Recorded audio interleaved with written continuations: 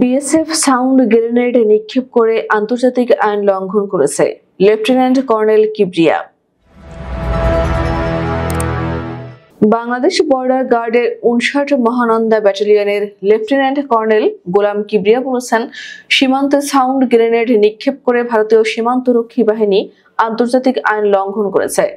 শনিবার 18 জানুয়ারি বিকেলে এক ব্রিফিংয়ে একথা জানান 59 বিজিবি অধিনায়ক। বলেন, চৌকা ও কিরণগঞ্জ ক্যাম্পের মাঝামাঝি সীমান্ত পিলার 177 বরাবর বাংলাদেশের ভিতরে কিছু আম গাছ ছিল। ওই আম গাছ কাটা নিয়ে ভারতীয় নাগরিক ও বাংলাদেশি নাগরিকের মধ্যে উত্তেজনাকর পরিস্থিতি তৈরি হয়।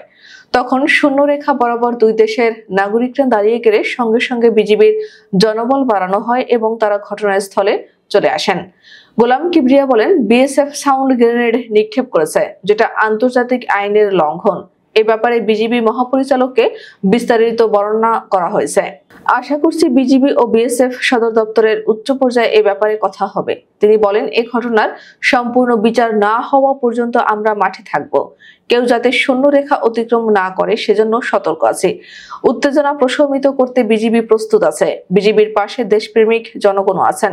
লেফটেন্যান্ট কর্নেল গোলাম কিবরিয়া আরো জানান, বিকেল 4:10 বিজিবি ও বিএসএফ এর কমান্ডার পর্যায়ে একটি পতাকা বৈঠক হয়, যেখানে এ ঘটনার জন্য বিএসএফ এর পক্ষ থেকে দুঃখ প্রকাশ করার পাশাপাশি গাছ কাটার বিষয়ে তাদের পক্ষ থেকে ব্যবস্থা নেওয়ার কথা জানানো হয়েছে। উল্লেখ্য, শনিবার দুপুরে সীমান্ত অতিক্রম করে বাংলাদেশে ঢুকে পড়ে 5 শতাধিক ভারতীয় নাগরিক ও বিএসএফ সদস্য। এ খবর ছড়িয়ে পড়ার পর সীমান্তে জড়ো হতে থাকেন স্থানীয়রা, ফলে সৃষ্টি হয় উত্তেজনা। এ সময় দুই দেশের নাগরিকের মধ্যে পাল্টাপাল্টি ধাওয়ার ঘটনাও ঘটে। স্থানীয়দের অভিযোগ, বিএসএফ সদস্যরা হঠাৎ করে কাঁটাতারের বেড়ার পাশে 5 শতাধিক ভারতীয় নাগরিক নিয়ে আসেন। তারা বাংলাদেশের ভেতরে ঢুকে পড়েন। এ সময় একাধিক ককটেলও ফাটান তারা। পাশাপাশি টিয়ার শেল নিক্ষেপ করেন বিএসএফ সদস্যরা। বাংলাদেশের ভিতরে লাগানো বেশ কিছু আম গাছ কেটে নষ্ট করা হয়েছে। এই খবরে ঘটনাস্থলে উপস্থিত হয়ে পরিস্থিতি শান্ত করার চেষ্টা করেন বিজিবির সদস্যরা। এ বিষয়ে বিএসএফ এর সঙ্গে বিজিবির ব্যাটালিয়ন কমান্ডার পর্যায়ে পতাকা বৈঠক অনুষ্ঠিত হয়েছে। বৈঠক শেষে 59 বিজিবি ব্যাটালিয়নের অধিনায়ক লেফটেন্যান্ট কর্নেল গোলাম কিবরিয়া জানান, বাংলাদেশের আম গাছ কাটা নিয়ে সীমান্তের দুই পাশের জনগণের মধ্যে উত্তেজনার সৃষ্টি হয়। বর্তমানে পরিস্থিতি নিয়ন্ত্রণে রয়েছে, তবে এই সময় বাংলাদেশি সাধারণ নাগরিকদের সীমান্তের জিরো লাইনের কাছে না যেতে আহ্বান জানান তিনি। লেফটেন্যান্ট কর্নেল গোলাম কিবরিয়া বলেন, পরিস্থিতি নিয়ন্ত্রণ করার জন্য বিএসএফ সদস্যরা সাউন্ড গ্রেনেড নিক্ষেপ করেছে, যাতে আন্তর্জাতিক আইন লঙ্ঘন হয়েছে।